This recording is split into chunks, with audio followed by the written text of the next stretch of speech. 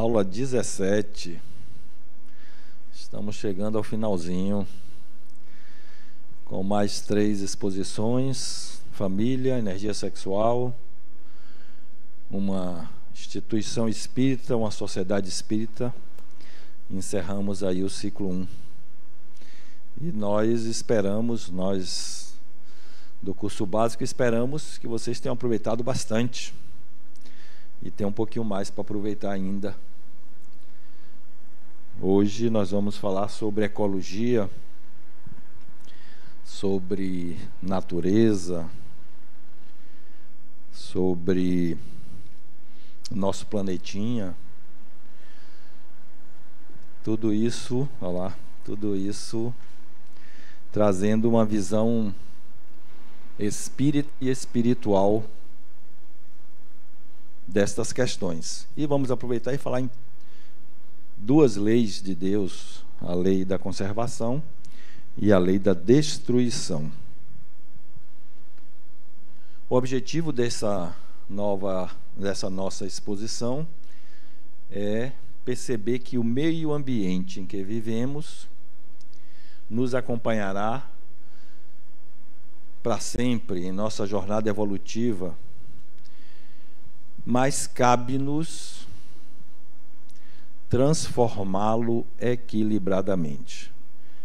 Essas 2 palavrinhas, ou essas 2 palavronas aí no final, são muito importantes, porque tudo que existe, não só no planeta, como no universo, foi criado para o uso do espírito, e ele precisa saber utilizar equilibradamente.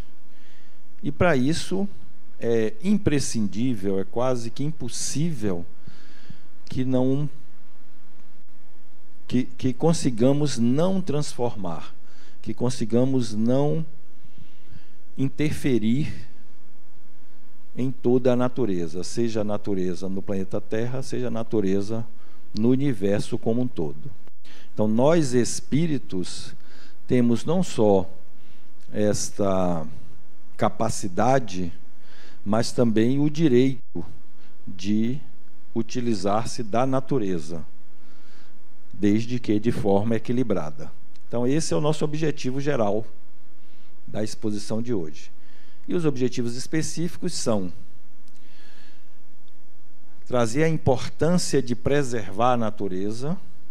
Então aqui, preservar, e lá nós temos transformar. Falamos em transformar, mas também em preservar, mas modificá-la de forma harmônica. Esse é um objetivo específico. O outro é demonstrar o significado espiritual do uso da energia nuclear para a sociedade.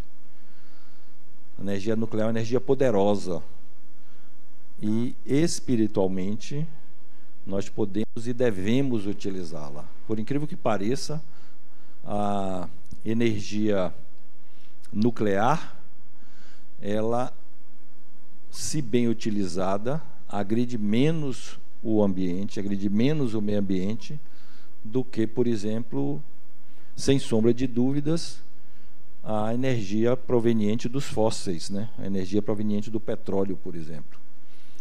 Então, esse é o segundo objetivo. O terceiro objetivo é mostrar o significado da lei de conservação, o quarto, da lei de destruição, e o quinto, mostrar a complexidade promovida na sociedade pela superpopulação. Isso aqui é uma lei de Deus, ó. Lei de conservação é uma lei de Deus, e a lei de destruição também é uma lei de Deus. Na realidade, a destruição, ela deve ser entendida como também uma transformação. Então, são esses objetivos específicos. E nós vamos iniciar falando do meio ambiente, que ele pode ser externo e pode ser interno. Ele pode ser externo numa visão de que esteja fora da nossa casa, por exemplo, e o interno numa visão que ele possa estar dentro da nossa casa.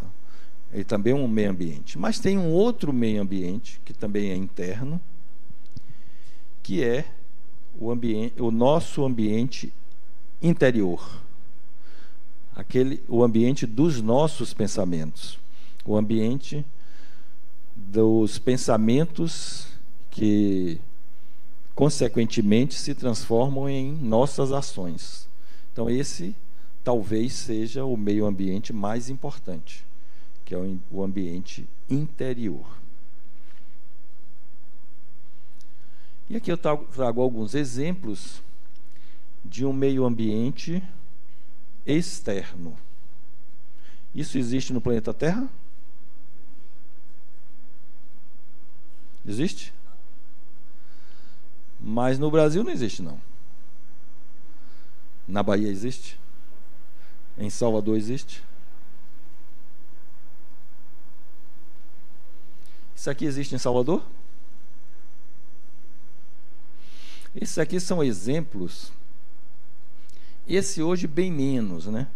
Hoje os governos já conseguem controlar a emissão de gases através de filtros, mas o importante é que nós, habitantes do planeta, saibamos e tenhamos a responsabilidade de exigir e de entender que tudo isso aqui é consequência também nossa. Mas não é nossa da coletividade, não. É minha, de Marcos, é de Camila, é de Osana, é nossa. Essa responsabilidade aqui é de cada um de nós. Eu, vendo esta imagem, eu me recordo de um rio chamado, um chama de Camaragibe, outro chama de Camurugibe, não sei exatamente qual é o mais correto, mas todos vocês conhecem esse rio, que ele fica aqui em Salvador, e vocês vão identificar agora, os que não identificaram ainda, que é um rio que deságua no mar, ali no Estiep, Costa Azul. Quem já passou ali e sentiu uma fedentina enorme? Todos nós, né? Por que isso acontece? Por que esse mau cheiro ali? Aquele era um rio, há muitos anos atrás, um rio como outro qualquer, um rio limpo. E nesse rio foram sendo jogados resíduos de esgoto, e ele foi se transformando no esgoto a céu aberto. Aí um governo extremamente inteligente deve ter pensado, vou resolver esse problema. O que é que ele fez? Meteu uma laje em cima de boa parte do rio, aonde esse rio aparecia para um público mais exigente, para uma população mais exigente. E aí esse esgoto desapareceu ali embaixo. Deixou de ser rio, continuou sendo esgoto, mas desapareceu, não ficou mais à vista. Só que ele continuava desaguando ali no Costa Azul, continuava com o mau cheiro no Costa Azul. O que é que eles fizeram? Outros governos, não sei quais, colocou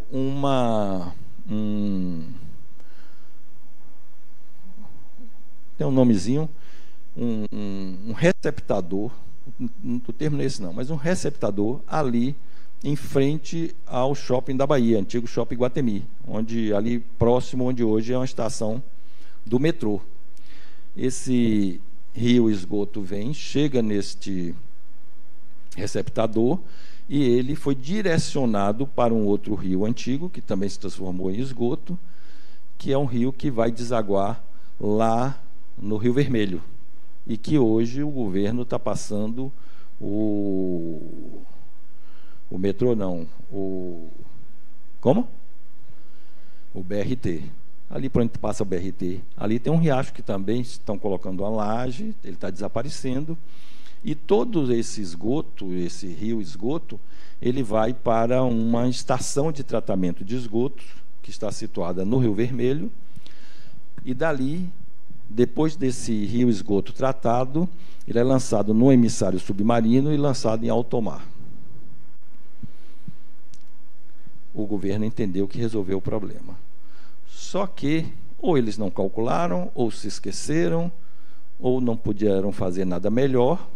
Quando chove bastante, esse receptador ali na estação do Iguatemi não dá vazão, não dá conta de jogar toda esse rio esgoto para a estação de tratamento, e a estação de tratamento também não dá conta de tratar tudo isso.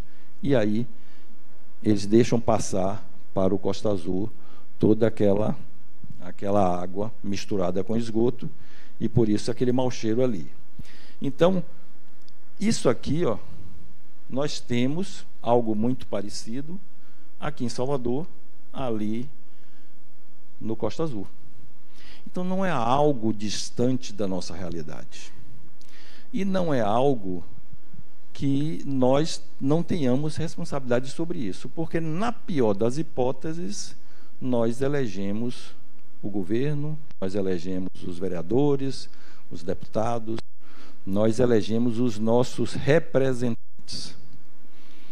Bem ou mal, eles representam a sociedade e são nossos representantes. Ninguém pode dizer, eu não votei, então não tenho responsabilidade. Tá, você não votou, não tem responsabilidade sobre quem está lá, mas o que você fez para evitar, reduzir, minimizar essa e outras tantas questões? Então, essa é a reflexão que nós precisamos fazer a partir daqui. Então, esse é o meio ambiente externo. E esse aqui é um meio ambiente interno, de uma residência, que não é comum, mas também não é raro.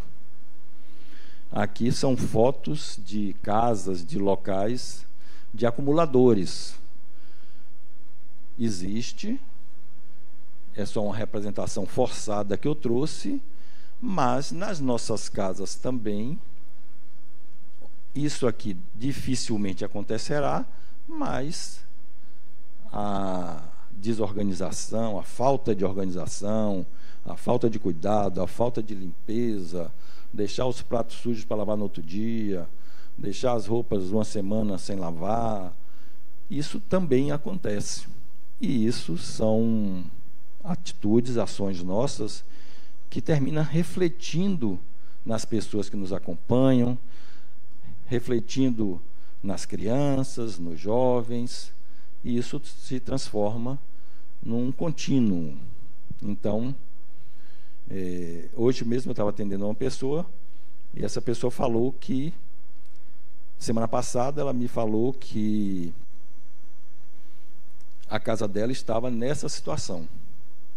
Pratos sem lavar, roupas há algum tempo já sem lavar também, ou seja, um caos interno. E ela se determinou a mudar isso. E hoje, ela já me falou que já mudou completamente isso dentro da casa. É uma atitude relativamente pequena? Sim e não. Pode ser pequena para muitas pessoas, porque já fazem isso normalmente, mas pode ser muito grande para uma pessoa que não esteja apta a fazer isso, mesmo que não seja uma coisa natural de si, mesmo ou principalmente que seja algo como consequência de um transtorno, consequência de uma questão pessoal qualquer. Pois não. Osana, fala ali no microfone para que nossos ouvintes da TV Harmonia também participem. Okay. E eu nem dei boa noite a eles. Boa noite a eles aí atrasados. Nesse caso aí, isso também repercute na egrégora do lar, não é isso? Sim, completamente. Vamos imaginar que o que nós chamamos de obsessor, e que nós temos que mudar esse termo, porque obsessores não são nada mais, nada menos do que companhias espirituais, são as nossas companhias, são os espíritos desencarnados que nós, de uma forma ou de outra, conectamos. Nós não atraímos, porque não somos ímãs, porque senão iria ser uma confusão de companhias espirituais em torno da gente. Então, não são atraídos, mas nós temos nosso campo se conecta com o campo deles. Imagine que um local de oração. Um local de oração vai ter sempre muitos espíritos que gostam de oração. Se nesse local tem 24 horas de oração e um espírito ou vários espíritos permanecem lá por 24 horas orando, não deve ser também uma forma bem adequada de viver, seja desencarnado, seja encarnado. Do mesmo jeito que um local como esse, qual será a egrégora espiritual, como disse Osana? Qual será? Obviamente que é de espíritos desencarnados que ou comungam do transtorno dos proprietários, o transtorno, e é um transtorno, né?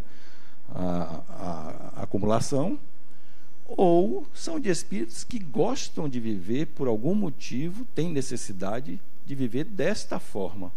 Então, a luta para mudar esse ambiente é uma luta grande, porque as companhias espirituais que estão aí provavelmente não querem essa mudança, porque também vivem disso, se alimentam, entre aspas, disso. Então, todo o nosso campo, que é proveniente de nossas vidas passadas, nossas tendências, nossas predisposições, a religião que abraçamos, a sociedade em que encarnamos, a educação que tivemos, a escola, todo esse campo, aliado aos nossos pensamentos e às nossas ações, é que compõem, que agregam as nossas companhias espirituais.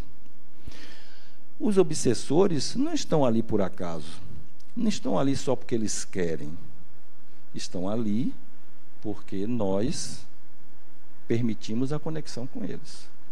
Então, quando nós temos um meio ambiente externo ou interno desta forma, nós estamos agregando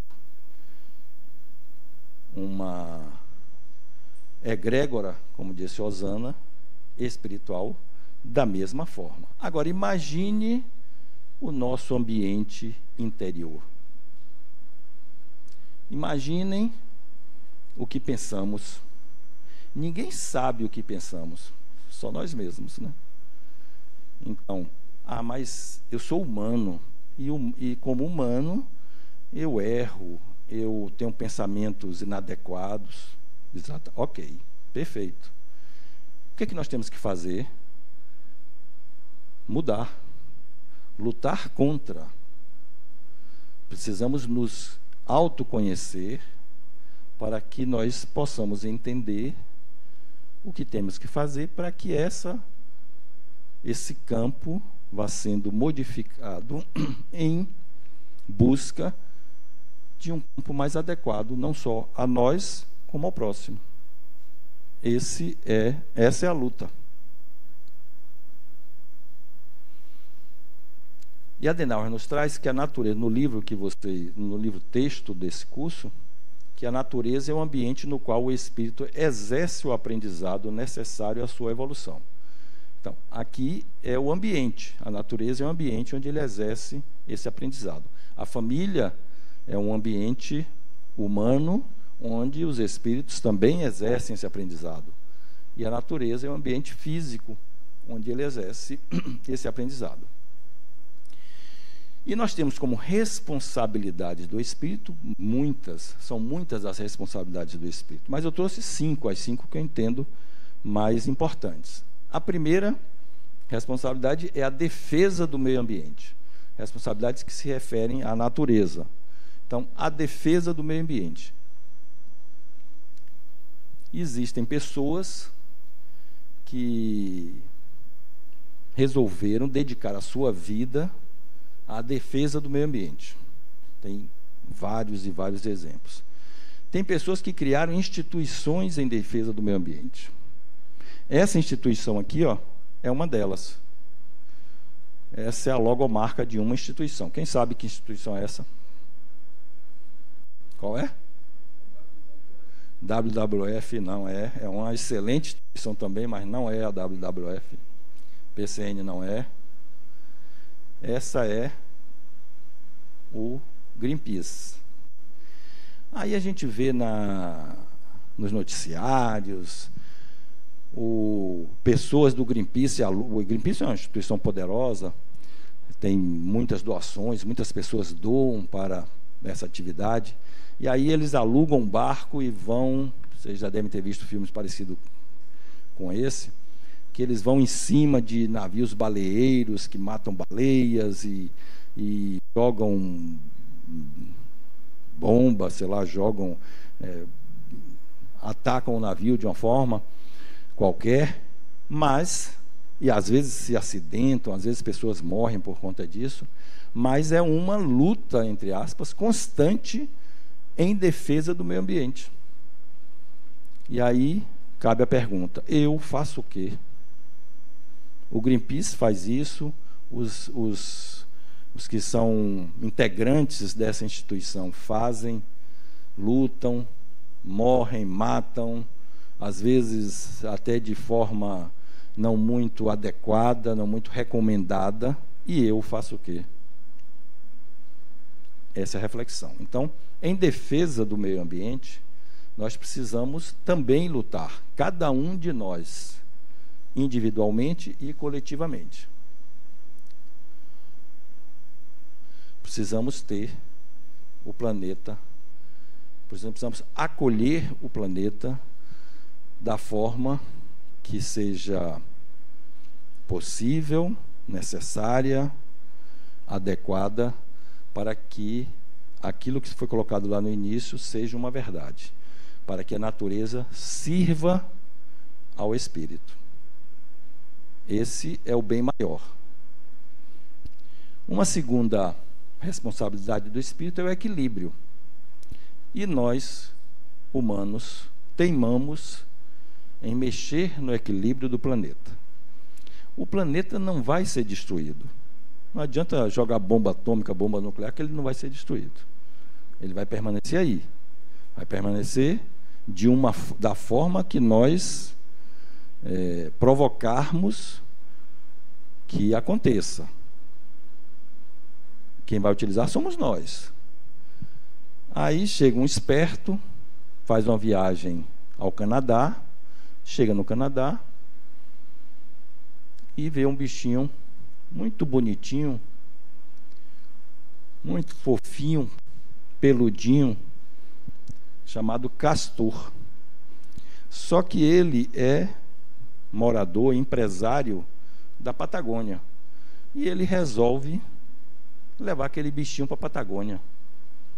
Um bichinho tão bonitinho. Aí pegou lá, tinha dinheiro, tinha dinheiro. Pegou lá meia dúzia, 10, 12 castores e levou para a Patagônia. Chegou na Patagônia, soltou aqueles bichinhos lindos lá. Esses bichinhos só pode fazer o bem aqui, né? Bom, todo mundo vai gostar de ter aquele bichinho lá. E assim foi. Os castores têm como atividade cortar as madeiras para construir as suas moradias. Eles cobrem um certo local numa aguada, num rio, com as madeiras, para se protegerem, porque eles são bons mergulhadores, eles mergulham e entram para as casas deles por baixo, por dentro d'água. Com isso, eles se protegem dos predadores. Só que o inteligente esqueceu de levar uma coisa para a Patagônia: o predador do castor, que é o urso. Na Patagônia não tem urso, lá no Canadá tem. Ele esqueceu de levar o urso. O que aconteceu? Os castores começaram a destruir a Patagônia. O que foi preciso fazer? O governo precisou pagar, premiar a quem matasse castores, porque lá não tinha o inimigo, entre aspas, natural do castor.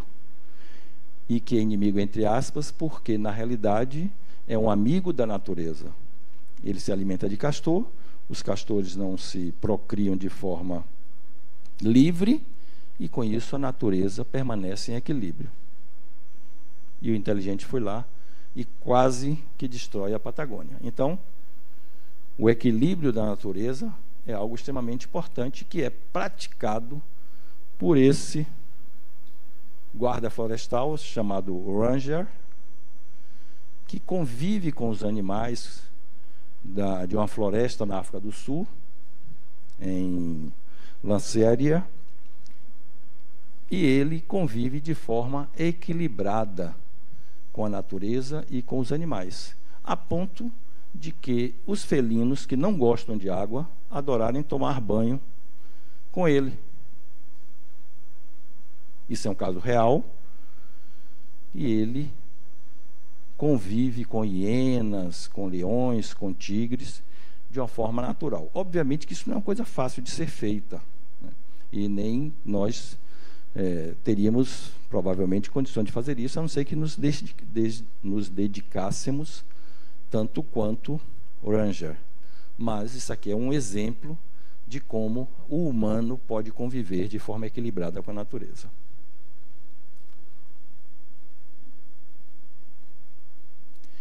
Uma terceira responsabilidade é a manutenção do meio ambiente. E aí o inteligente do homem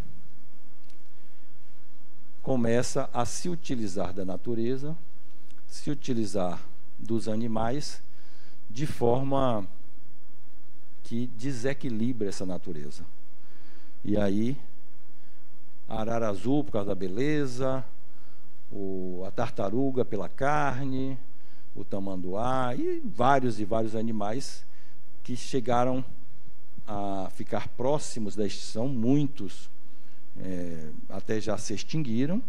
Os que se extinguem equilibradamente com a natureza, exemplo dos dinossauros, há milhões de anos atrás, isso faz parte do equilíbrio da natureza.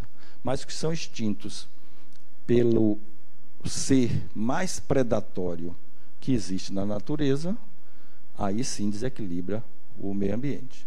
E esse ser mais predatório, todos sabemos que é o ser humano. Esse é o mais predatório de todos. O ser humano é o único ser vivo no planeta Terra que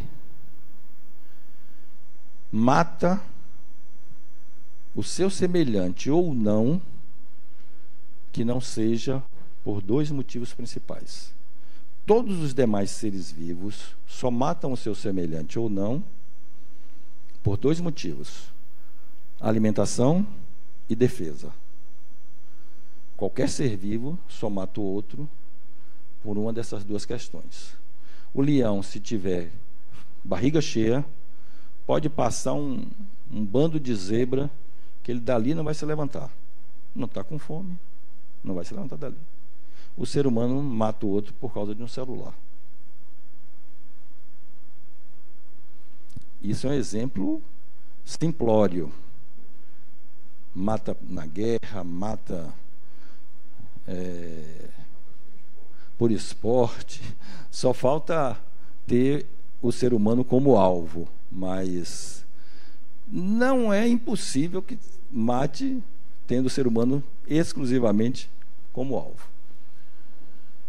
A quarta responsabilidade que eu trago é a sustentabilidade. E aqui entra de novo o inteligente do ser humano.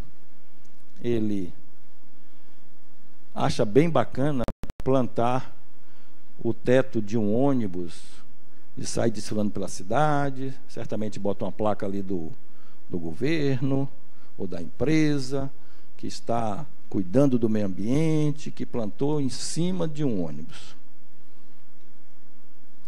Elogiável, até pode ser.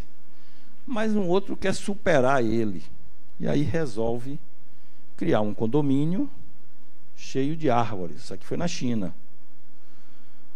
Vendeu maravilhosamente bem esses apartamentos caríssimos, porque era um apartamento praticamente numa selva, só que é um apartamento. Mas esqueceu de combinar com a natureza. O que aconteceu? infestação de mosquito, dizimou, espantou a população humana do prédio. O prédio não vale mais nada, porque eles não contaram com o desequilíbrio da natureza. Então, são coisas que o homem faz, o ser humano, inteligente do jeito que se acha, que não tem nenhum sentido e que termina trazendo o desequilíbrio da natureza. Então, o que precisamos é isso aqui, ó. Repensar, reduzir, reutilizar, antes de reciclar, reutilizar e recusar. Essa é a equação para o equilíbrio do meio ambiente a partir do ser humano. Esse item aqui é um item extremamente importante. Esse é extremamente importante, reduzir. Ou seja, reduzir às nossas necessidades. Porque ter mais do que o que nós realmente necessitamos. Porque ter mais roupa, mais sapato, mais carro, mais terra, mais casa, do que aquilo que a gente consegue e nos é confortável, inclusive, sobreviver. Então, o primeiro passo é reduzir. O segundo é reutilizar. Pensar em tudo que chegar às nossas mãos, nós reutilizarmos. Uma roupa usada pode ser reutilizada por uma pessoa, ou com mais posses ou menos posses, mas que goste de roupa mais já amaciada, digamos assim, ou quem passe frio. Mas muitas vezes a gente se desfaz disso de uma forma irresponsável até. Então, essas coisas nós precisamos repensar. Depois de reutilizar, reciclar, ou seja, reutilizar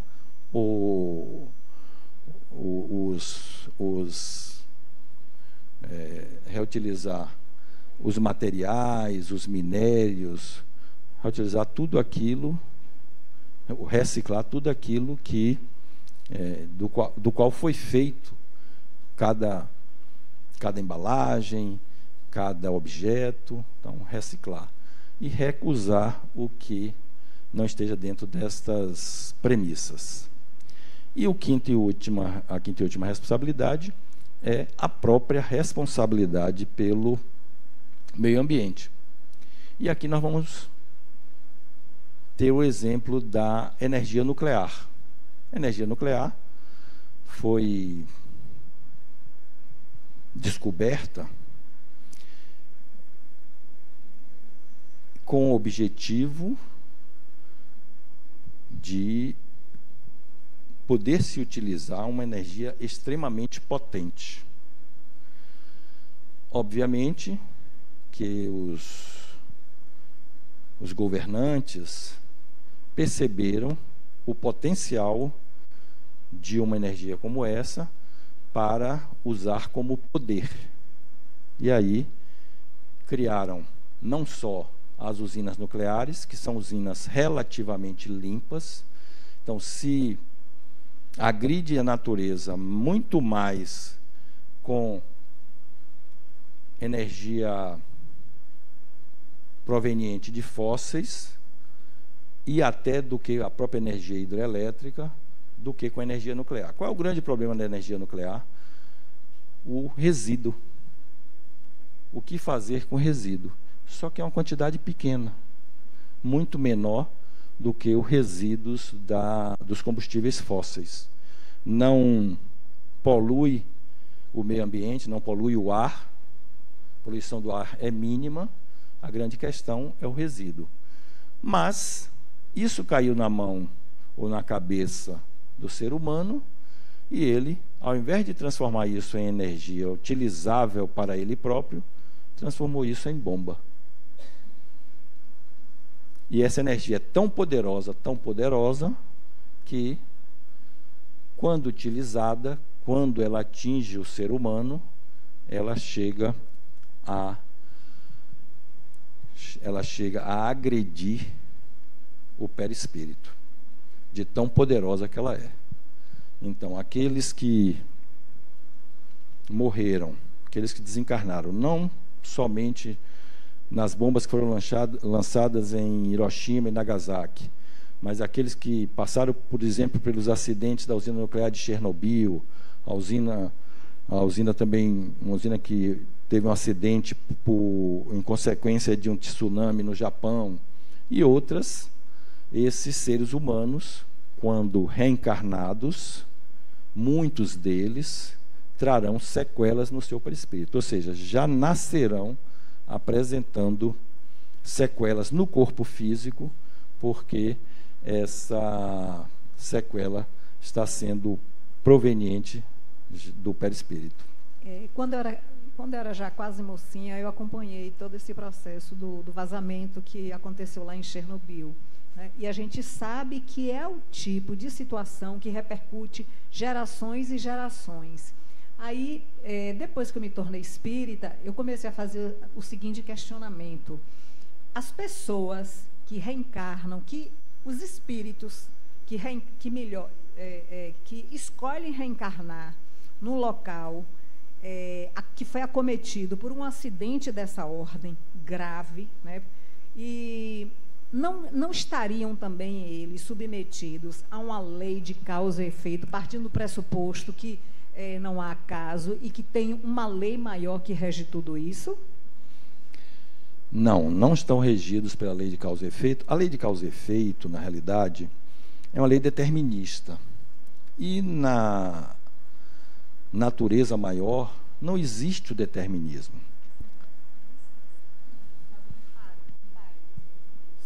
Concordo com você, essa coisa do determinismo, perfeito. Agora veja, por que eles escolher, digamos assim, descendentes de pessoas que estavam expostas a essa energia nuclear? Certo. Então, concluindo, só a questão do determinismo, que eu acho importante. Então, não existe o determinismo. Se existisse o determinismo, não existiria o Criador. Porque se eu faço isso, acontece aquilo, eu faço aquilo, acontece aquilo outro, e isso tudo é um determinismo, não teria sentido ter um Criador. Então, já estaria tudo pronto, tudo definido. Só para concluir o raciocínio, já estaria tudo pronto, tudo definido. Então, não existe esse determinismo. Mas a culpa traz em nossas consciências que, se fizemos aquilo, devemos pagar com isso. Isso é uma questão humana que precisamos resolver, porque não somos culpados de nada. Se fizemos por ignorância. Não podemos repetir.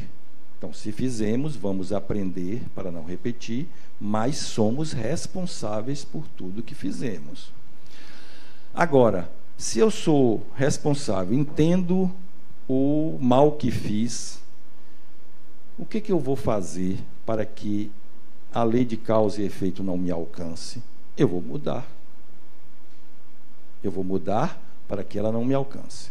Então, respondendo à segunda parte da sua pergunta, com relação a por que espíritos escolhem reencarnar num local como Chernobyl, ou própria Nagasaki, Hiroshima, etc., etc., uma das respostas pode ser para auxiliar aquele local, auxiliar as pessoas que estão ali a ter uma vida melhor, espíritos que já têm um certo conhecimento, não necessariamente moral, mas um conhecimento cognitivo, científico, intelectual, e aí eles vão trabalhar a questão moral, porque eles têm capacidade, habilidade intelectual. Então, muitos podem ser isso. Outros pode ser também pela questão da culpa. Então, se eu provoquei o acidente de Chernobyl, se eu deixei de fazer isso, se eu deixei de utilizar aquela proteção, etc., etc., eu tenho que voltar lá para pagar. Aí ele tem que se livrar dessa culpa, entender que é responsável, entender que não deve ser daquela forma, e a partir daí ele muda o determinismo, ele muda o efeito. Bom, alô? Tá? É que eu não estou ouvindo, não. Um comentário a esse respeito do que a colega falou, transformando a causa e efeito em ação e reação. Pelo que eu li, entendi, até o efeito pode ser da mesma natureza, não necessariamente, mas normalmente não da mesma intensidade, porque existem o que determina que não é um determinismo, existem as variáveis, existe a inteligência suprema avaliando o quanto daquilo lhe gerou aprendizagem, arrependimento, essas coisas.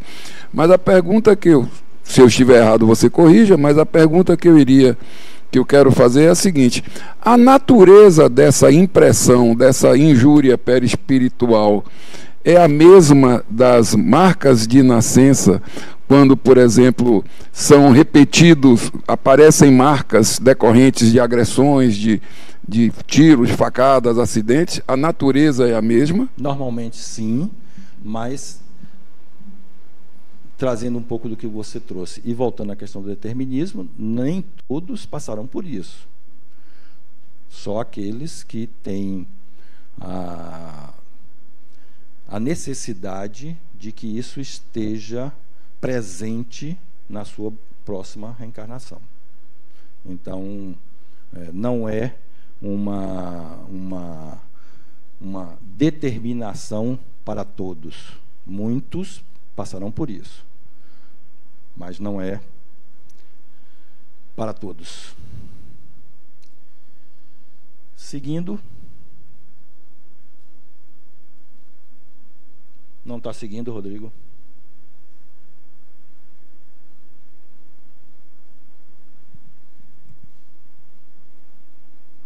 Isso é efeito da energia nuclear.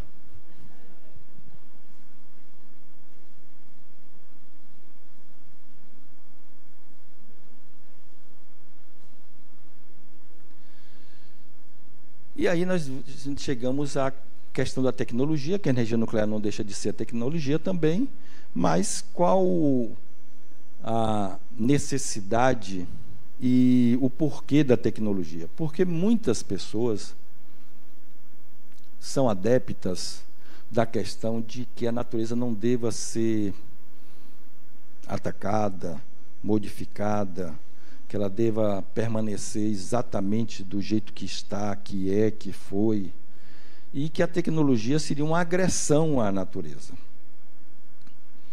A tecnologia, ela vem a serviço também do espírito e principalmente dele.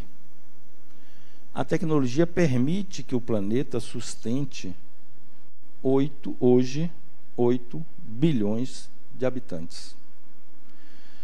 Há 50 anos atrás seria inconcebível, 100 anos atrás seria inconcebível imaginar que o planeta conseguiria sustentar 8 bilhões de habitantes.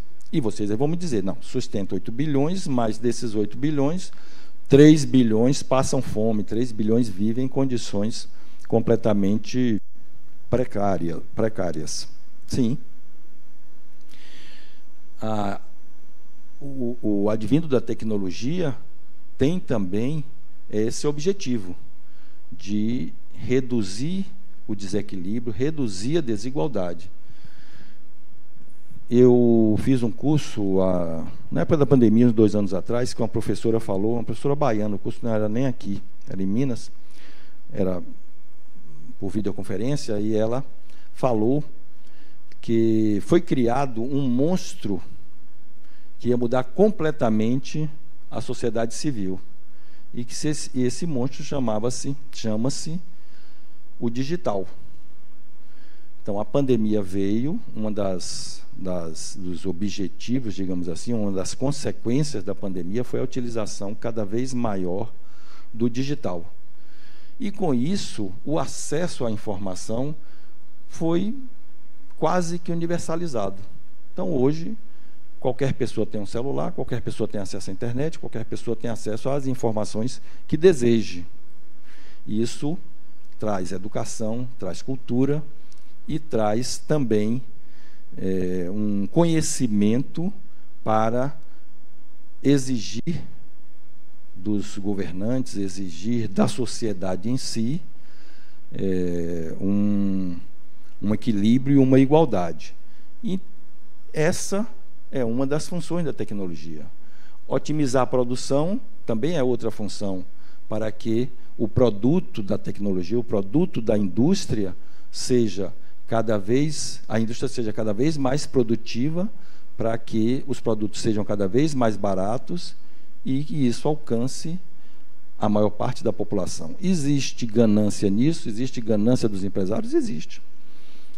Eles, Osana, também passarão por essa questão da lei de causa e efeito. A depender da culpa, poderão querer vir numa próxima encarnação pobres, sem recursos para pagar a ganância que provocaram numa encarnação anterior. Mas, se eles entenderem que isso é inadequado, se eles entenderem que isso é responsabilidade deles, sim, mas eles querem ser diferentes, eles querem mudar, eles querem evoluir, crescer, eles não necessariamente precisarão vir pobres.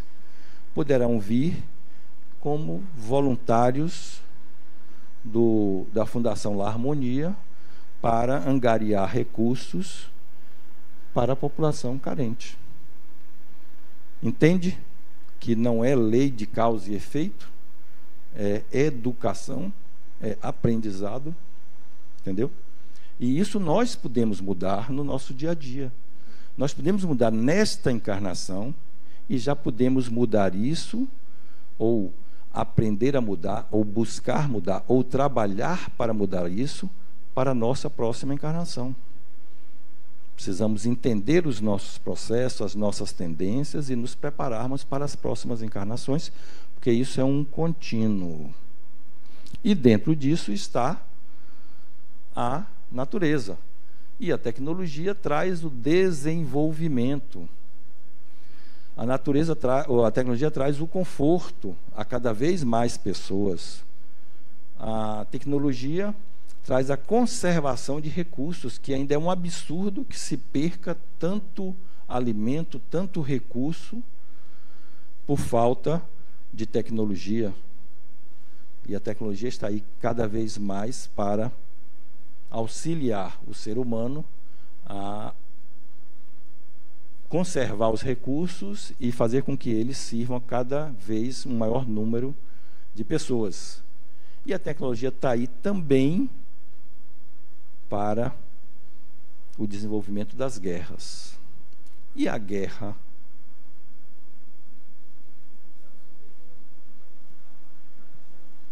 vai precisar do tecnologia. Pendrive está aqui. Nosso tecnólogo está aqui, especialista. Então, as guerras, obviamente que todos nós entendemos que as guerras são nocivas, que as guerras são cruéis, mas as guerras também trazem desenvolvimento. E muito do que utilizamos hoje, em termos de tecnologia, foi em função da guerra. Por quê? Porque a guerra é proveniente da ganância, proveniente da busca desenfreada do poder. Então, um quer ser mais do que o outro, um quer matar mais do que o outro, um quer se sobrepor ao outro. A Rússia quer se sobrepor à Ucrânia, a Ucrânia quer se sobrepor à Rússia. E aí, o que é que se faz? Se utiliza cada vez mais recursos, mais a mente humana, mais a inteligência, agora a inteligência artificial, para desenvolver algo que possa, vou usar um termo aqui, depois eu vou até mudar esse termo, mas algo que possa matar mais, mas que possa se sobrepor mais ao outro. E depois, tudo isso que foi desenvolvido numa guerra, quando a guerra acaba, passa a ser utilizado pela população. E são muitos os exemplos: avião, micro-ondas, quase tudo que você pensar aí, até o Pilates foi desenvolvido na guerra. O Pilates, que é tão útil às pessoas hoje, ele foi desenvolvido na guerra porque o Pilates não utiliza praticamente equipamento. Então, o desenvolvedor lá do Pilates, que eu não me lembro o nome dele, ele, na guerra, ele era médico na guerra, e aí precisava curar, ajudar aos soldados que foram que sofreram acidentes na guerra, e ele não tinha recursos, não tinha os equipamentos, não tinha UTI, então ele desenvolveu o Pilates, que é uma forma de fisioterapia, uma forma de musculação, me desculpem aí os termos, mas é porque eu não sou da área, com o que ele tinha. E hoje o Pilates é utilizado no mundo todo e foi desenvolvido numa guerra. Então, as guerras, elas têm as suas consequências benéficas, se a gente pode chamar assim. E a tecnologia traz também conquistas. Então, cada vez mais a tecnologia avança, cada vez mais a possibilidade de equipamentos mais potentes, equipamentos mais versáteis. Hoje o mundo digital, muito dinâmico, a inteligência artificial vai mudar completamente para melhor, apesar de que muitos vão utilizar erroneamente também a inteligência artificial, mas ela vai depois, ou na média, ou no final, ela vai ser extremamente benéfica para o ser humano. E aqui nós vamos falar um pouco da lei da conservação. O instinto de conservação, ele é mecânico. Todos temos, sejamos animais, vegetais, todo ser vivo tem um instinto de conservação que visa a saúde, a alimentação, a vida. E, racionalmente, esse instinto de conservação busca o bem-estar. E, com isso, a racionalidade direciona para que nós passemos a usar somente por utilidade. Deixemos de desperdiçar, deixemos de utilizar superfluamente, passemos a utilizar de forma útil. Trabalhar a nossa tentação ao prazer. Por que fazer algo exclusivamente pelo prazer? Por que explorar a natureza? Porque quando você parar para pensar, qualquer coisinha que a gente faça, nós estamos explorando a natureza. A natureza está aí para ser, entre aspas, explorada, sim. Ela está a serviço do espírito. Mas nós precisamos transformá-la e utilizá-la de forma racional. O ser humano, ele é diferente dos animais que nós chamamos de irracionais, e que são irracionais porque não possuem razão. Os únicos racionais que possuem razão somos nós, mas os animais limitam-se à satisfação das suas necessidades. Isso é instinto de conservação. Eles limitam, satisfez as necessidades dele, está tudo bacana, tudo ok. O ser humano não. O ser humano quer comprar uma Ferrari que custa R$1 milhão para poder se exibir. Quando, se ele comprar um outro carro qualquer, ele, teoricamente, vai ter o mesmo serviço. Vai andar com a Ferrari a 350 km por hora, com o outro ele vai andar a 60, 80. Mas ele quer andar a 350 km por hora, principalmente num país como o Brasil, para quê? Então a Ferrari não é para ele se locomover. A Ferrari é para ele se vestir, é para ele se apresentar com o poder e com a riqueza que tem. Ou seja, zero de racionalidade. E essa mesma lei da conservação nos apresenta quem são os herdeiros, os nossos herdeiros no planeta. Quem são os nossos herdeiros no planeta, Rosana? Quem é que nós vamos deixar aqui? Hein? Descendentes e todos mais que aqui permanecem. Os descendentes, os nossos filhos. Aí nossos filhos vão deixar os nossos netos, né? Então a gente desencarna, mas deixamos nossos filhos, ok? Nossos filhos desencarnam. Eu, por exemplo, tenho 8 netos, então já ficam meus netos.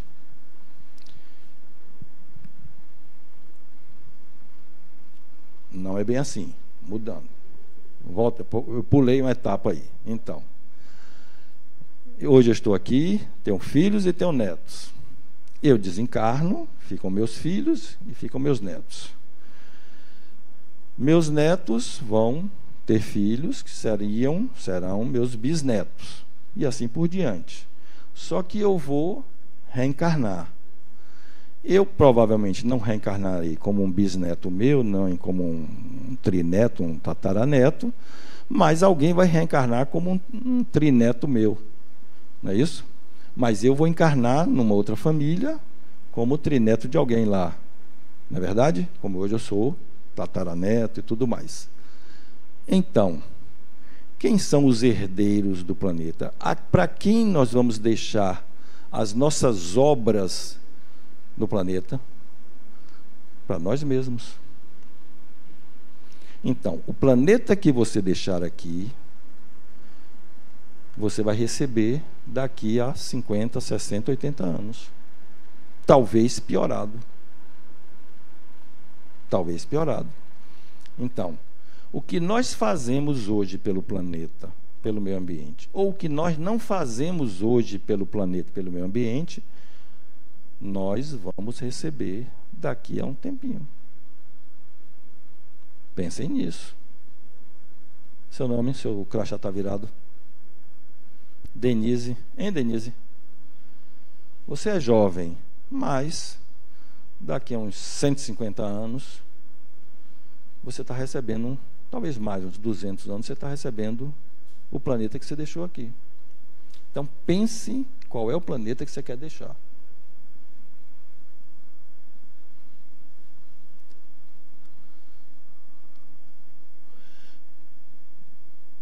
Detalhe, pensamos sempre, né, Denise? Que tipo de planeta deixaremos para nossos filhos? Não é esse nosso pensamento? O que nós vamos deixar para nossos filhos? Vamos fazer o de melhor, o que é melhor, para que nossos filhos tenham um planeta melhor do que esse que nós temos. Pensamos sempre assim, né? Agora, que tal pensar que tipo de filhos deixaremos para nosso planeta? Porque serão eles que nos entregarão, que entregarão aos nossos netos, e que nossos netos entregarão aos bisnetos, e assim, e que nós receberemos lá na frente. O planeta, ele vai estar sempre aqui. Joga uma bomba nuclear, destrói o planeta todo. Ele vai continuar aqui. E nós vamos continuar aqui também. Vamos ter que integrar um corpo físico que se adeque ao que a gente vai encontrar. Então, se entregarmos um planeta sem água, o nosso corpo físico vai ter que se modificar para usar a menor quantidade de água possível. Isso vai ser sofrimento para a gente? Com certeza. Então, por que não entregar um planeta com muito mais água, com água limpa? Por que não entregar um planeta sem o rio com o rio Camaragibe, não com o rio esgoto Camaragibe? O que nós podemos fazer por isso? Reflitam cada um de vocês o que vocês fazem contra e a favor da natureza. Aqueles pontos que eu trouxe, aí, esses pontos passados aí que eu trouxe, vão nos trazer a reflexão de que seguramente fazemos muito mais contra do que a favor do planeta. Precisamos reverter isso, não só nós, como aqueles que vão nos seguir, nossos filhos, nossos netos. Então, a lei da destruição é transformar o velho e novo num ciclo de vida contínuo. No planeta, os seres vivos destroem entre si, seres vivos, vegetais, animais, hominais, destroem entre si em busca da nutrição, ou seja, uns alimentam os outros, o predador é alimentado pela caça, a caça serve ao predador, a caça também é um ser predatório de um outro ser, e é o ciclo da vida. Assim é a natureza, uma constante lei de conservação e destruição, uma lei de conservação e transformação. Os seres vivos destroem também para manutenção do equilíbrio reprodutivo. Então, é o caso do castor com o urso. Então, o urso se alimenta do castor e mantém o equilíbrio reprodutivo do castor. E os seres vivos se utilizam dos restos do envoltório externo. Então, esse nosso corpo, o corpo de todos os seres vivos, são formados por átomos. Esses átomos, quando o ser humano desencarna ou quando o ser vivo morre, esse corpo é lançado na natureza. Esse corpo é formado por minérios, né? Átomos minérios, e esses minérios serão utilizados por outros seres vivos.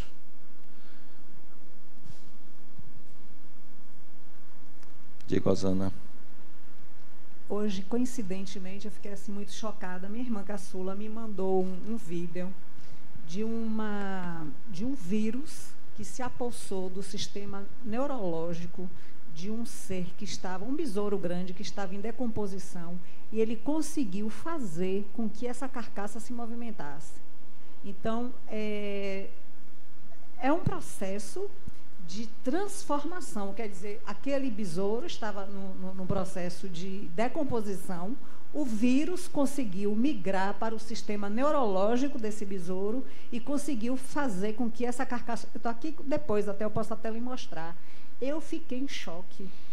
Só que ele não é mais um besouro, né? Ele já é o vírus não reviveu o besouro. Não, né? Exatamente, mas o potencial desse vírus. Sim, sim. Né? Então, veja, se num bicho menor, digamos assim, de menor inteligência, é uma inteligência rudimentar, aí eu fico imaginando isso num ser como a gente. Né? O que é que não pode fazer? Isso mesmo. E nós estamos no mundo de transformação, de provas e expiações para um mundo de regeneração. Quando é que isso vai acontecer? Quando tivermos consciência da imortalidade do espírito. E aí vamos entender que desencarna, passa no mundo espiritual lá um tempinho, retorna e recebe o planeta que deixou. Quando tivermos consciência da reencarnação, a reencarnação como processo educativo. Quando tivermos a preocupação da condição de sobrevivência no planeta, quando utilizarmos o necessário em detrimento do supérfluo. Quando reduzirmos a necessidade de destruição, aí sim, somente quando o espírito predominar sobre a matéria. Então, o entendimento da imortalidade da alma, da reencarnação e do predomínio do espírito sobre a matéria é que vai fazer com que a gente consiga conviver harmonicamente no planeta. A destruição sempre é seguida de desenvolvimento intelectual e moral.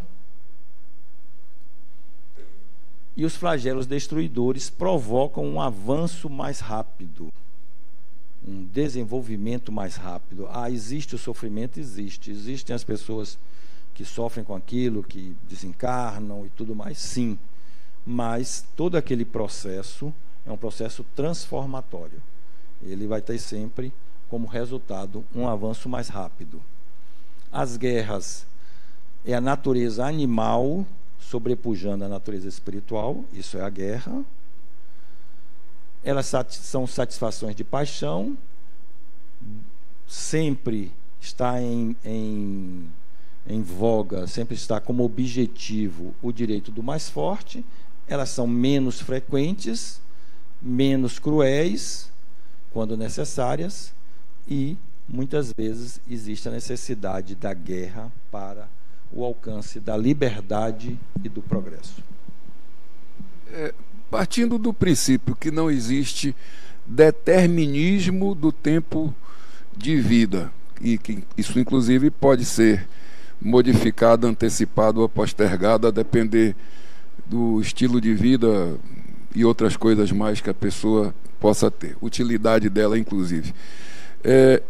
E que nessas grandes catástrofes que envolvem mortes coletivas, muitas vezes alguns daqueles que desencarnam não contribuíram para aquilo, e não é uma fatalidade, acaba sendo na imprensa, mas não é uma fatalidade, alguma finalidade há, e se não estaria, entre aspas, bem entre aspas, previsto que esta pessoa tivesse esgotado, por isso mais aquilo, o seu tempo aqui, e desencarnasse. A gente pode dizer que, nesse caso, a lei da destruição, que vai provocar uma mudança mais ampla, uma aceleração, claro, intensa, de um processo que se daria ao longo de um tempo, ela é abreviada, ela sobrepõe, digamos assim,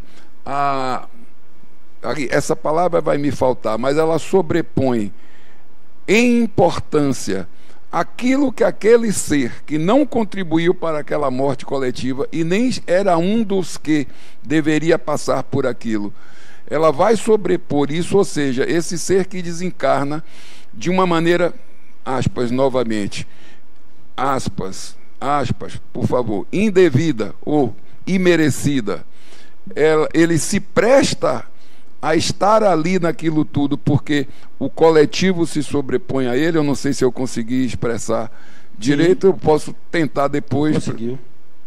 Conseguiu perfeitamente. E praticamente você respondeu tudo o que você quis trazer. Eu só tiraria essas aspas aí, porque o imerecimento não acho que seja fato, nem o indevido. Se está ali, algum propósito tem. E a gente precisa entender, como eu já comentei em outros exemplos aqui, que esse propósito pode ser um propósito nobre, pode ser uma necessidade própria de já alcançou as suas necessidades nesta encarnação, então já está bom, já está pronto para uma próxima. Então, aproveitar essa oportunidade aqui, vou desencarnar junto. Então, assim, cada caso é um caso, cada situação é uma situação. Não existe, o que a gente precisa perder é a importância, o significado imenso do sofrimento.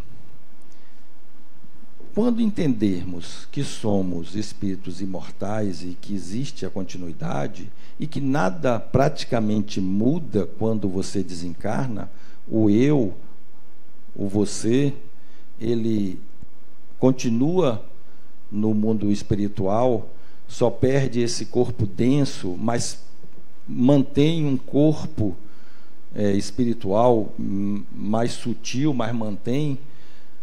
O eu continua, ele não muda. Então, assim, se ele veio, já alcançou os seus propósitos, já atingiu aquele aprendizado previsto e até maior ou menor, desencarnou ali, não tem imerecimento, não é indevido, nem por acaso. Você vê um avião que caiu e matou a equipe de futebol da Chapecoense. Salvaram-se uns 3 ou 4. Como é que explica? O avião cair, o avião completamente destroçado, 3 ou 4 sobreviveram, estão aí contando a história, contando a vida. E os que desencarnaram? Então, os propósitos todos existem e estão dentro das leis de Deus. Diga, Patrícia. Sobre essa questão da lei da destruição e a guerra, né? O papel da guerra. Realmente fiquei muito, assim... assustada com a guerra. Assustada com essa questão da guerra, porque se a gente for olhar, né, a história da humanidade, a gente vai ver que a guerra sempre esteve presente e essa conexão da guerra com o desenvolvimento, pelo menos assim nas relações humanas, digamos assim, ela tá levando a humanidade, o planeta, né, ao colapso. Porque a gente está vendo que através dos anos, dos séculos, né, nossa capacidade de destruição está tão grande, tão intensa, de que a gente está, assim, nós já extrapolamos diversas, não sei se vocês conhecem a fronteira planetária, né? A gente já estamos no momento bem próximo do colapso.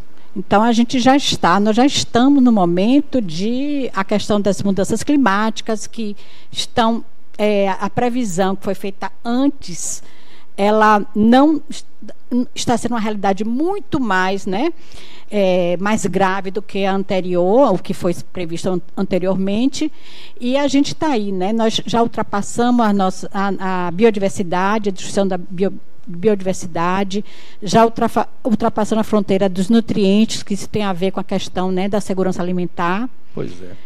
Então, Patrícia, bom, enfim, veja bem, isso é muito pior, muitíssimo, todos esses exemplos que você trouxe é muitíssimo pior do que a guerra.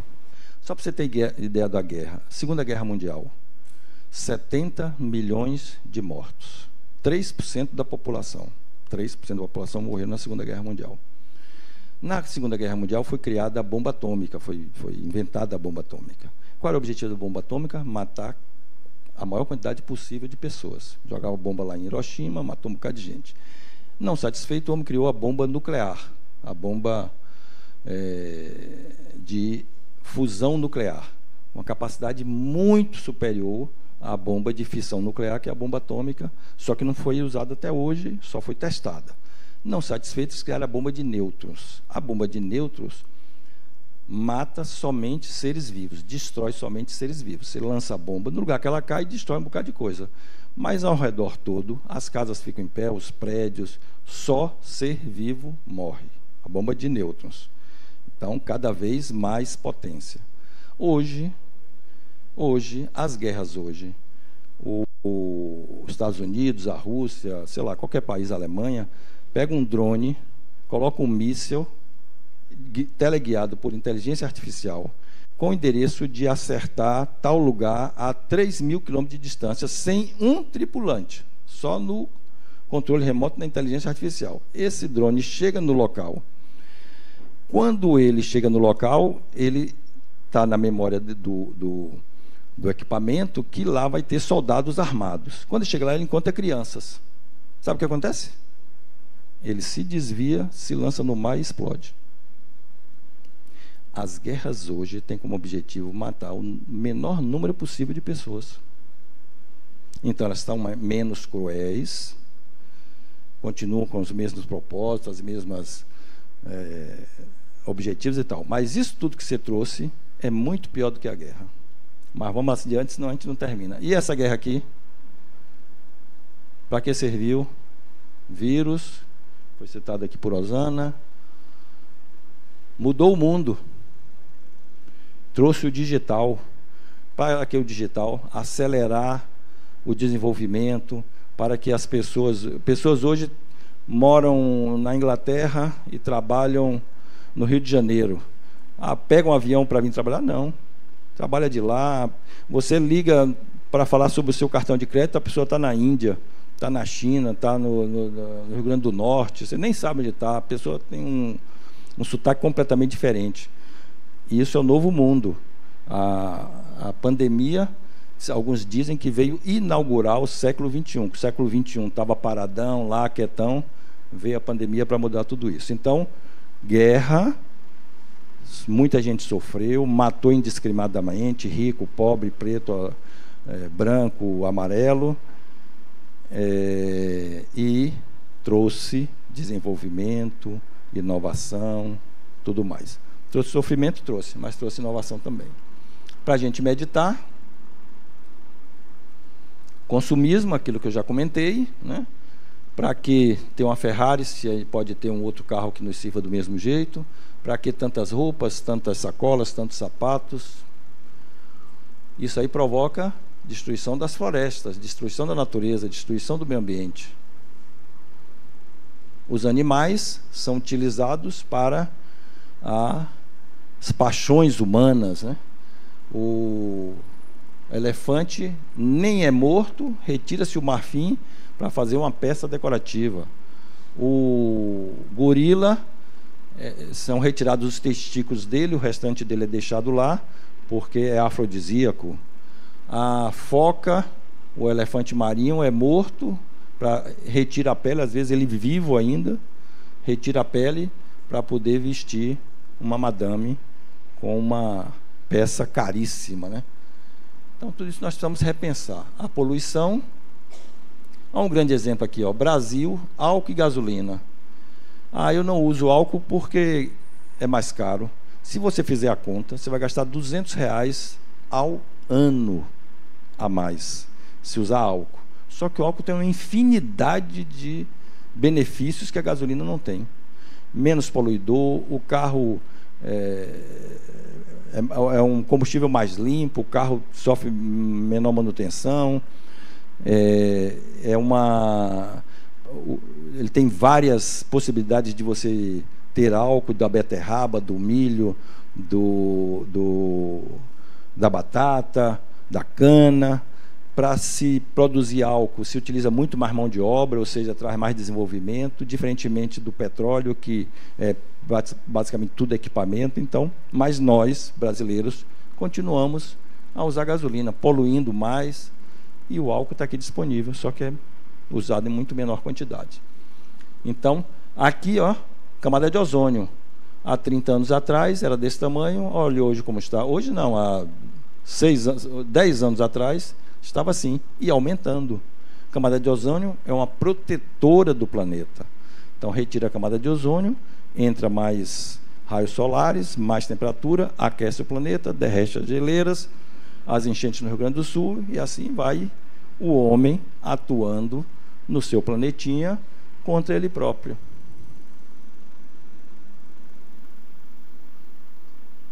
Bem mais precioso da natureza, e nós continuamos no processo poluidor da água do planeta. Vocês vão ver um dado mais aqui na frente, que a água potável que pode ser utilizada é menos de 3% da quantidade de água de todo o planeta. Esse dado está aqui mais na frente. Mas vamos aprender com as crianças. Rodrigo, estamos com tecnologia nova? Hein? Não rodou, vamos pular. Ele é um vídeo de uma... foi uma instituição que fez um vídeo que uma criança pequenininha vai em direção... primeiro pensa que vai em direção ao pai, depois pensa que vai em direção à mãe, mas ela vai lá e fecha uma torneira que estava aberta, desperdiçando água. Mas, falando em água, podemos viver em 2070, não está muito longe, assim, ó.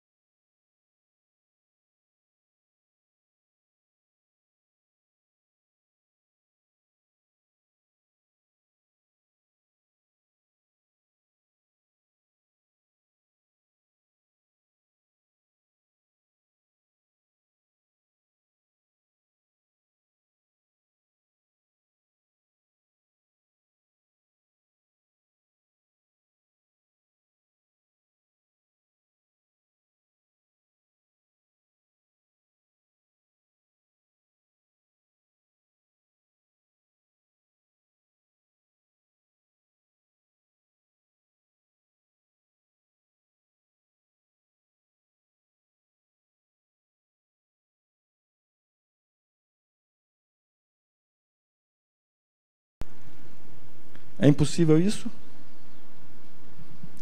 Será que estamos caminhando para isso? Eu sou catastrofista.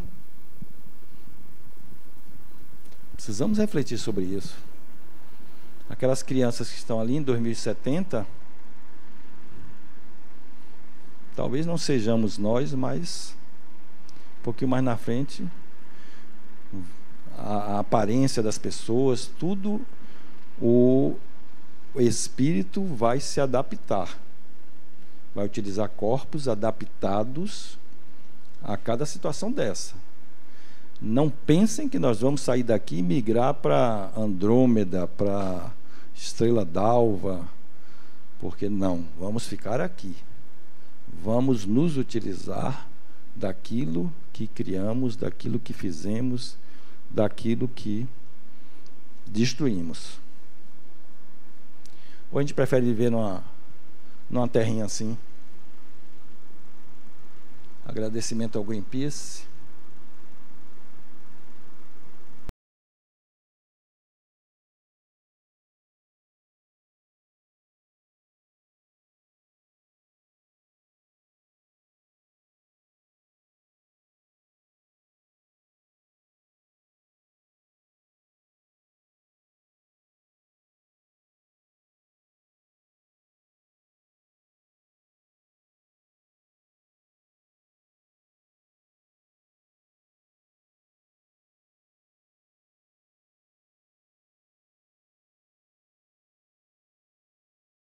A nossa parte,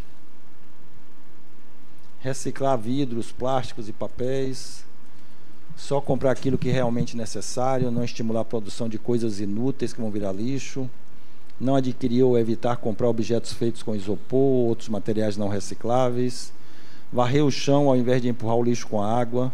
O planeta só possui 2,7% de água doce e somente 1% da água doce é potável. Metade da população mundial já vive em situação de escassez de água e na próxima década serão 2/3. Ensinar as crianças sobre preservação. Aqui, ó. Isso é uma parte que todo mundo é obrigado a fazer. Nas viagens, não tirar coisas da natureza, conchas, pedras e nem deixar seus sinais, lixo, comida e outros restos. Isso é também muito comum. A gente muda a natureza achando que vai ficar bonito uma concha lá em casa. Não comprar objetos produzidos a custo de trabalho infantil, abuso de animais ou de empresas não comprometidas com o meio ambiente. Abolir o uso de peles naturais, não jogar óleo usado na pia ou vaso. Ó, isso aqui é uma contaminação. Uma colher de óleo usado, você joga na pia, contamina milhares de litros de água. Então, óleo usado deve ser colocado numa garrafa PET, jogada no lixo, que ele vai para os aterros sanitários quando existem. Quando não existem, vão para os lixões mesmo, mas Salvador já tem aterro sanitário. Jogar fora o papel higiênico usado, separado e bem fechado. Trocar a válvula de descarga dos vasos por uma mais econômica. Escovar os dentes sem deixar a torneira aberta. Reduzir o tempo do banho, fechar a água enquanto sem sabor. Muita gente faz isso. Quando trocar a máquina lavada, trocar por uma de entrada horizontal. Utilizar transporte coletivo quando viável, combinar carona com os colegas de trabalho, da escola, etc. E aqui uma página para você adicionar suas sugestões, que tem muitas. Todos vocês têm dezenas de sugestões na cabeça. A gente só precisa colocar em prática.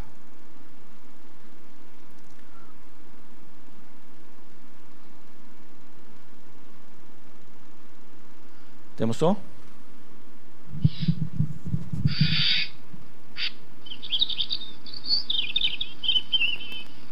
Relaxa um pouquinho, que nem tudo é horror.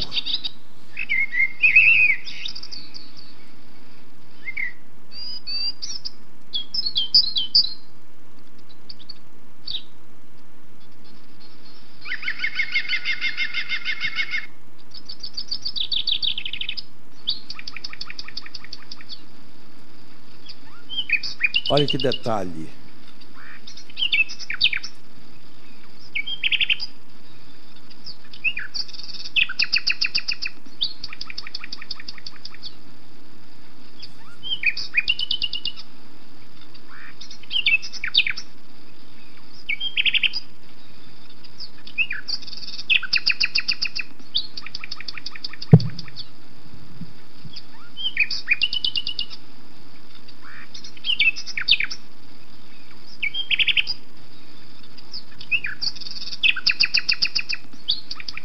Um ato simples que provoca a morte de muitos pássaros e que muitos de nós não temos esse conhecimento, talvez, mas muitas vezes temos e fazemos de forma a agir pelo mais fácil.